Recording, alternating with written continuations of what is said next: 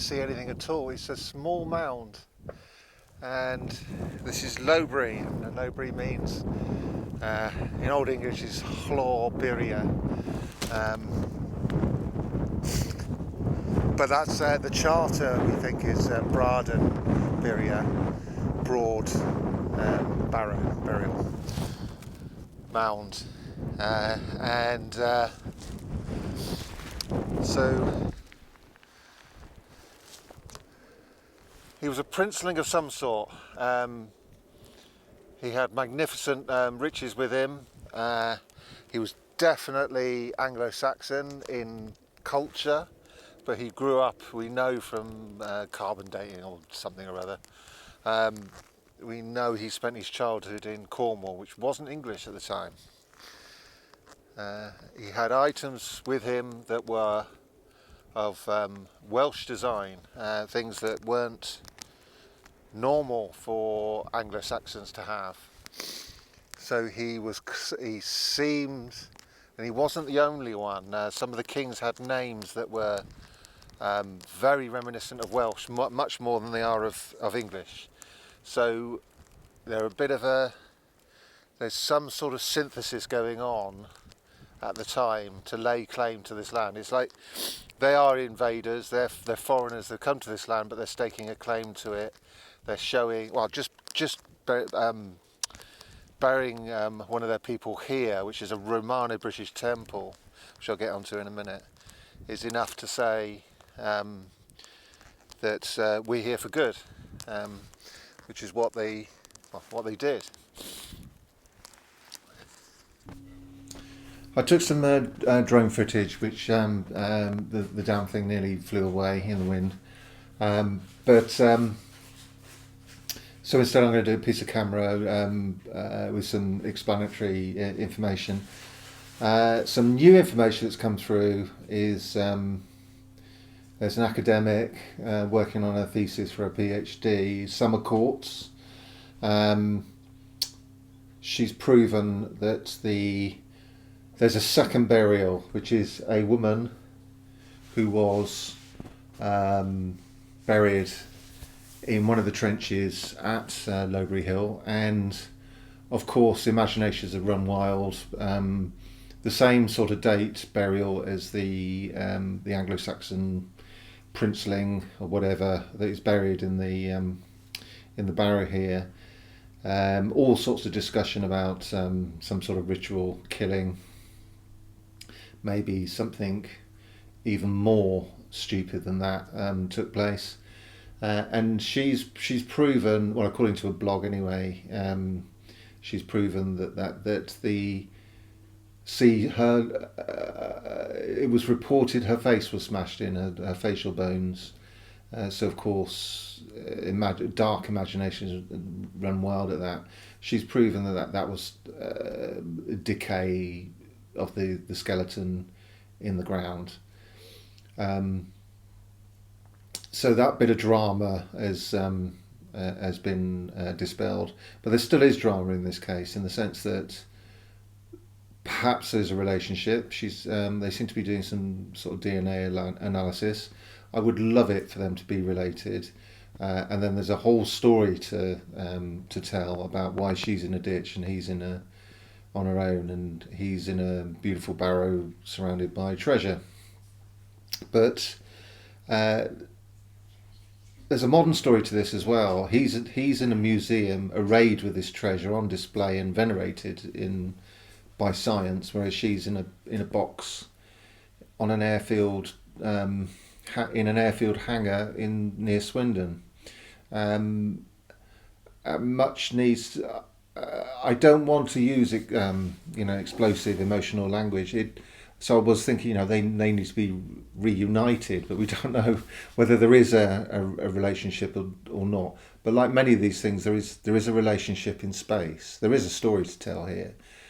It would be terrific if they could be put back together in Woodstock Museum, if we think that's appropriate.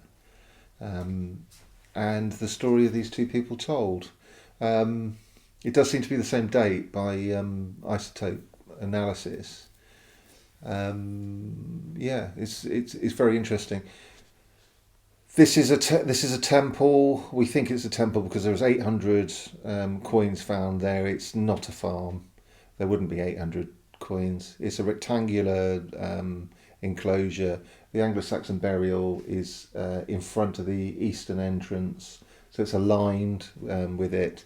Whereas the temple was built in something like 200 AD, and the burial was in something like 620, 30, something like that.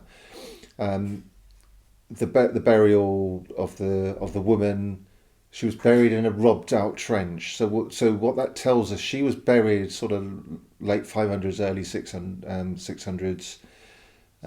So there could have been some sort of relationship between these two people, but that the trench she was put into was emptied of stone. So somebody took that stone to go and build something out, good, shaped stone, and go and build a building somewhere else. So that tells us that when this Anglo-Saxon man was buried here, there wasn't an ancient ruin, probably left here with all its romantic notions. It had been robbed away. It was thought back in the mid 20th century that she was some sort of ritual killing, she was the victim of some sort of ritual killing, and placed underneath the temple when it was being built. But we know now that's not the case. It had been dismantled, the walls of that temple, and she was placed in the ditch where all the stone had been removed. But it is only the rectangle isn't itself a building, it's just a wall. So we still haven't actually found the temple. What we have found is a lot of pottery, a lot of like pots, and some items like spearheads, some ritual items. So spearheads with a little knob on the end, so they're not going to be used for fighting. They are made to deposit in the place. And the coinage comes from like 200 to about 380. The period 360 to about 380 was a pagan revival in the Roman Empire. So Constantine came in like 325 or something like that, said, we're now Christian, you can't do pagan things anymore. But these places weren't abolished in England, and of course later on there was Julian the Apostate. He went back to paganism, but then he was killed by his own people. But and Christianity becomes the history of the Middle Ages. So anyway, yeah, so who did this temple? Right, first of all, I would like to encourage Summer Courts to, once she's done this PhD, to find that temple. So within that sacred space of that rectangle, then there probably is a shrine. There's something. There's got to be a building. We think they found a corner of one, but it could of course been like a sacred grove or something like that that had a wall around it. But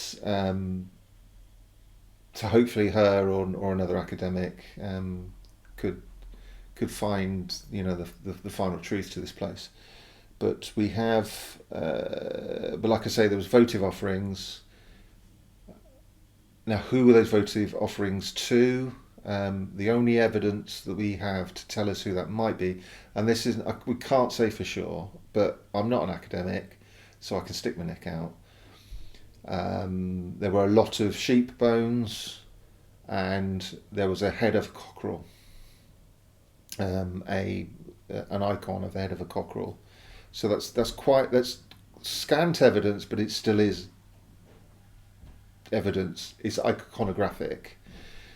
So those two ideas. Well, male sheep, rams, and cockerels are sacred to the god Mercury. So it could be argued it's more likely than not to be a temple or to Mercury, or Mercury was worshipped there amongst other gods. But I find the place fascinating. Other academics have made so many, I'm not an academic. Academics have made so many mistakes over the years with this place. Academics have said that this hill can't be seen from very far when it clearly can be. It's the most prominent hill for miles.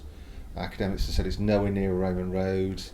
As I've shown you, you've got the Ridgeway at the bottom and the Ridgeway at the top. To the in the Anglo-Saxon charter, there's a road called the Stone Way, about a mile away. There's you can see Wittenham and Dorchester from this hill. Dorchester is a Roman city. There's a Roman road that crosses the Thames about 3 miles away, something like that, and then heads north, which has only recently been discovered. So there's these academic mistakes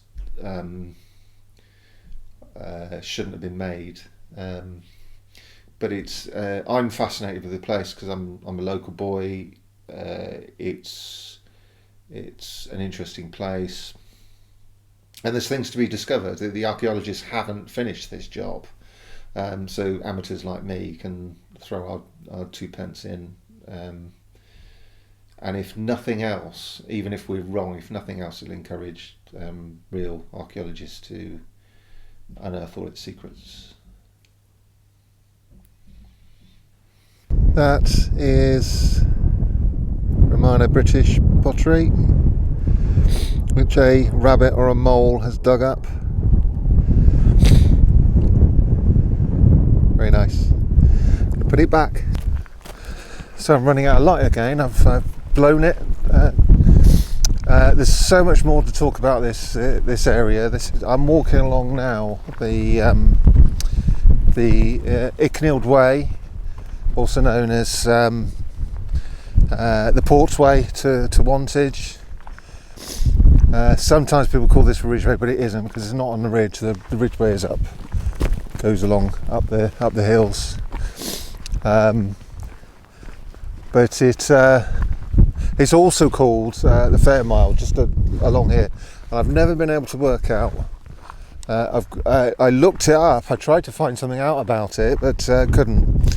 I would really like to see if anybody's got any information about why the Fair Mile is called the Fair Mile, apart from the fact it's a nice mile of walk. I would like to know. So I'm going to have to come back tomorrow or another day.